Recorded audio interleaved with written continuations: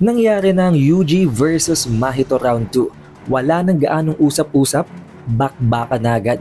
At kung dahil nga sa napakalakas, napaka-OP na ngayon ni Yuji Itadori, pabor naman ngayon dito kay Mahito ang battlefield nila. Napakatinding palitan ng atake guys, pero alam nyo naman ang magiging resulta nito. Napakatinding one-sided massacre ang ginawa ni Yuji dito kay Mahito.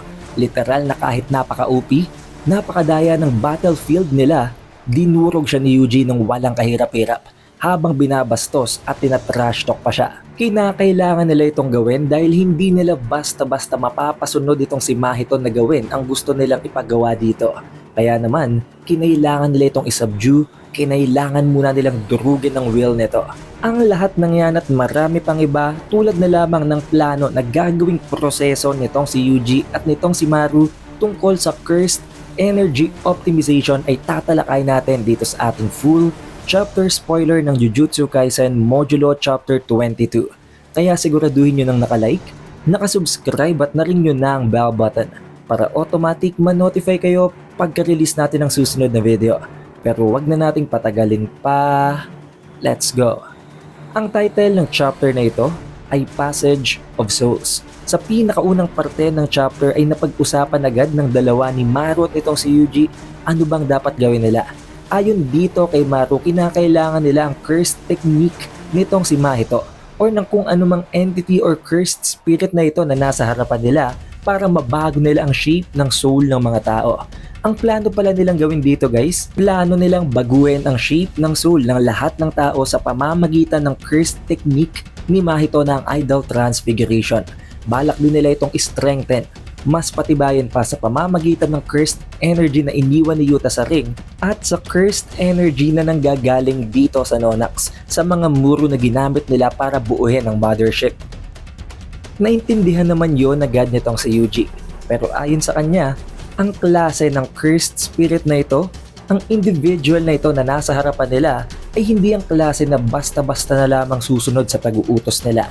Rason kung bakit, tinanong ni Yuji, kakailanganin daw ba nila itong bugbugin muna para mapaamo nila ito?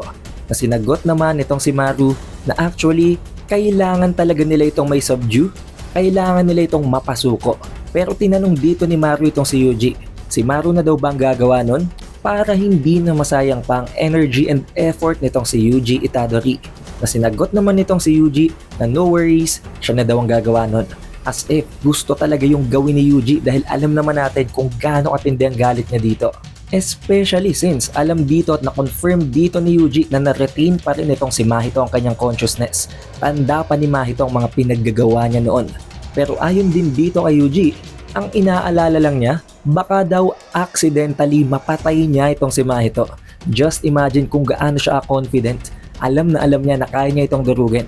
Ang ikinakabahala lang niya baka sa sobrang lakas ng maging atake niya ay mapatay niya ito. Na sinagot naman itong si Maru na hindi kailangang mag-alala ni Yuji, walang mamamatay sa loob ng Passage of Souls. Ang tanging literal na may physical body lamang daw sa loob ng room na ito ay tanging si Maru at si Yuji lamang. Ang lahat ng iba pang bagay na matatagpuan nila sa loob nito ay nagko-contain lamang ng soul. Tulad na nga lamang nitong si Mahito. Rason kung bakit kahit bugbugin niya ito, kahit pulbusin niya si Mahito sa loob ng Passage of Souls, hindi ito mamamatay. Hindi masisira ang plano nila. Rason kung bakit para bang mas lalong natuwa itong si Yuji dahil pwede niya talagang durugin si Mahito ng walang alinlangan. Habang nilalapitan si Mahito at tinatakot ito, tinanong niya si Mahito kung narinig ba nito ang sinabi ni Maru. Dahil doon, pwede silang mag-go all out. Pwede nilang wasakin ang buong battleground sa loob ng room na ito ng walang alinlangan. Nang marinig ito ni Mahito, kinilabutan agad siya. Agad na umurong at lumayo itong si Mahito mula kay Yuji habang sinasabi na wag daw masyadong mayabang itong si Yuji. Dahil kahit na ganun, hindi siya basta-basta matatalo nito. Agad na ginamit nitong si Mahito ang kanyang curse technique habang binabagot din disfigure mismo ang kanilang battlefield. Dito guys, mamaya-explain natin mamaya kung paano ito nagagawa ni Mahito. Sinubukan niyang atakihin itong si Yuji gamit ang napakaraming disfigured na mga terrain. Kung mapapansin nyo guys, maging mga lupa dito, nakokontrol na nitong si Mahito. Ang simpleng explanation is that dahil nga daw sa ang loob ng room na ito, ang Passage of Souls ay walang physical object maliban sa katawan nitong si Yuji at nitong si Maru, na nangangahulugan ng iba pang mga bagay sa loob nito ay purely made up of souls. Literal lang tinatayuan nila dito guys, ang mga buildings, ang mga terrain na makikita nyo sa panels, souls ito lahat. Pero may kakaiba lang itong properties since technology nga ito ng mothership nila ng Nonax. Dahil dito naisip ni Mahito na nasa kanyang advantage. Agad niyang pinagtatadtad ng atake itong si Yuji. Ginamit din niya agad ang idol transfiguration habang nagke-create ng isang napakalaking orb na gawa sa mga disfigured terrain. Hindi na din inaksaya pa ni Mahito ang pagkakatawan guys. Immediately, ginamit agad nitong si Mahito ang kanyang sariling domain expansion. At alam niyo naman guys, sa sobrang OP ng domain expansion na ito, one hit, one kill ability ito. Kapag naipasok ka niya sa loob ng kanyang barrier technique, hindi ka na makakatakas. Pero dito ang ginawa ni Yuji guys, bago makumpleto nitong si Mahito ang paglatag ng kanyang domain expansion, pinutol niya ito. Literal na hindi niya lamang pinigilan ng domain expansion, pinutol niyang dila at ang mga daliri nitong si Mahito para masigurado na hindi makukumpleto ni Mahito ang kanyang hand signs. At hindi lang yon, napakatinding panel nito guys.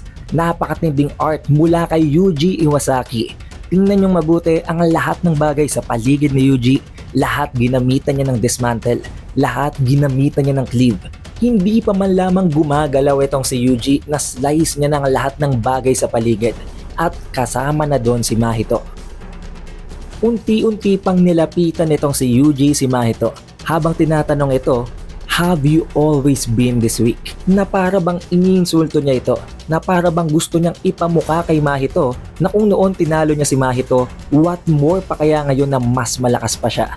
I think this is another way nitong si Yuji para siguraduhin na hindi na babalakin ni Mahito na kumontra pa para hindi na magtagal ang pag-subdue niya dito. Kinawawa nitong si Yuji si Mahito guys. After niya itong hiwa-hiwain, ang parte ng ulo nito na kung saan naroroon ang kanyang mga mata ay pinatalsik, pinahiwalay nitong si Yuji mula sa katawan ni Mahito papunta sa mga kamay nitong si Maru. Habang itong si Maru, makikita naman natin na naaawa kay Mahito. Nagpapaumanhin at nagsusori pa ito kay Mahito pero kailangan daw niya itong gawin. Hindi nagtagal, ginamit na ni Maru ang kanyang curse technique. In-extract niya ang ability nitong si Mahito na kung titingnan natin dito guys, nag-appear na para bang soul na lang talaga itong si Mahito. Na naitanong naman itong si Yuji, napaisip daw siya.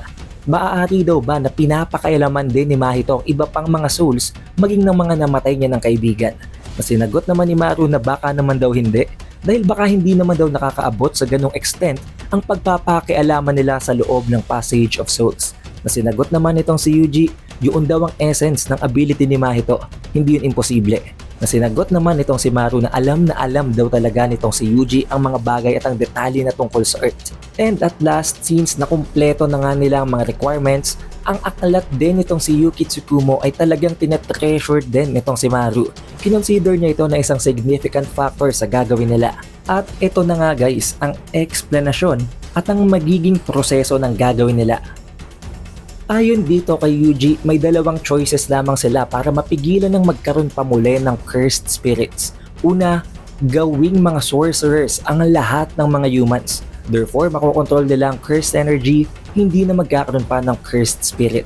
At pangalawa, completely alisin ang cursed energy sa lahat ng mga humans, specifically sa Japanese people, dahil dito nga lang exclusive ang cursed energy guys. Nangangahulugan ito na hindi na magkakaroon pa ng mga sorcerers. Pero ayon dito kay Maru, hindi nila pwedeng gawin ang first choice. Dahil oo, mawawala nga daw ang mga cursed spirit pero mataas ang tsansa na ang mga humans naman, ang mga sorcerers naman ang magkukos ng harm sa isa't isa. Kaya naman ayon dito kay Maru, ang kailangan nilang gawin ay ang tanggalin completely ang cursed energy sa lahat ng Japanese people at kasama na doon ang mga Simurians.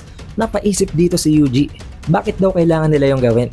Especially since ang paglabas ng mga cursed spirit ay naikokos lamang ng mga humans. Hindi naman nakakagawa ng cursed spirits ang mga Simurians.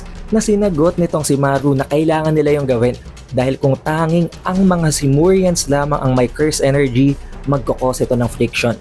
Syempre dahil magiging mas malakas ang mga Simurians, pwedeng dumating ang punto na aabusuhin nila ito at para na din daw ito sa kanilang atonement dahil aware and alam nitong si Maru na nag-cause talaga sila ng trouble sa Earth. Naintindihan naman ito ni Yuji at alam din niya na para din sa Earth, magiging isang napakalaking gift ang mga Simurians dahil kung hindi sila dadating, hindi masosolve ang problemang ito. But on the other hand, isang napakalaking kasalanan daw ang gagawin nila dahil kapag tinanggal talaga nila completely ang cursed energy, literal na inaalis na nila ang bawat potensyal para sa humanity. Tulad na lamang ng pag-aaral ng humanity sa cursed energy at kung paano ito i-utilize. Pati na rin ang mga possible na mas malalakas, mas OP at mga special grade na pwede pang isilang. Hindi lang sa pakikialaman nila ang mga katawan ng lahat ng mga humans nang walang consent, nang hindi nagpapaalam, dadating din daw siguro sa punto na mawawala na ang lahat ng resources ng Earth.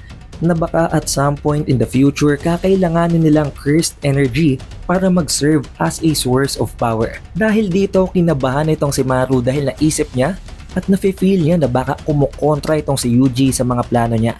However, si Yuji mismo nagsabi, kahit na ganun, ipagpapatuloy nilang plano. Dahilan kung bakit napatanong itong si Maru bakit pumapayag at talagang ginugusto nitong si Yuji na ituloy nila ang cursed energy optimization. Na rason kung bakit, sinagot ni Yuji na oo, mabigat na kasalanan yon pero hindi nila yun pwedeng hindi gawin dahil para kay Yuji, yun daw talagang dapat at kailangan na lang niyang gawa ng paraan kung sakaling magkakaroon pa ng panibagong problema dahil for the next 300 years, most likely, buhay pa rin daw siya. And in case na may mag-arise na panibagong problema, siya ang gagawa ng paraan para masolusyonan yon. Pero napaisip din dito si Yuji, kung aalisin daw nila ang cursed energy ng lahat ng mga Japanese, baka daw hindi na din siya maging immortal. Baka mamatay din siya. Kaya nagkakaroon dito guys ng contradiction. Ginawan din ito ng paraan ni Maru habang sinasabi na bakit daw hindi na lang isama itong si Yuji sa mga exceptions. Dahil binabalak nila ngayon na bakit daw hindi na lang nila isama ang mga Simurians. Total wala naman silang kinalaman, hindi naman sila nagiging rason kung bakit nagkakaroon ng cursed spirit. Kaya naisip din dito nitong si Maru, hindi nila alisin ang cursed energy ng lahat ng mga Japanese, kung hindi ng lahat lamang ng susunod pang mga isisilang. Therefore, hindi nila papakailaman ang katawan ng mga buhay na, kung hindi, ipe-prevent lang nila na magkaroon ng cursed energy ang susunod na mga henerasyon. Therefore, ang poproblemahin na lang nila ngayon ay ang mga natitira pang mga cursed spirit. Pero dito may nag-arise na panibagong problema ayon dito kay Yuji, na kahit gawin daw nila yon, magpapatuloy pa rin na magkaroon ng cursed spirit. Dahilan kung bakit, hindi na alam ni Maru ang isasagot. Para bang wala talaga silang maisip na solusyon, na para bang nagli-lead ito sa panibagong conflict, isang possible na sequel. However, this is where the chapter ends, pero para sa mas confirmed na details, para makita natin ang bawat information na mababanggit sa chapter na ito, pati na rin ang malilinaw na panels para sa laban, especially ni Yuji at ni Mahito, abangan nyo guys ang ating full chapter review which will be released by Saturday or Sunday. Siguraduhin nyo ding nakalike, nakasubscribe at naringin na din ang bell button para automatic man-notify kayo pag-release ng susunod na video. It is The Updated Weeb and I will see you guys on the next one.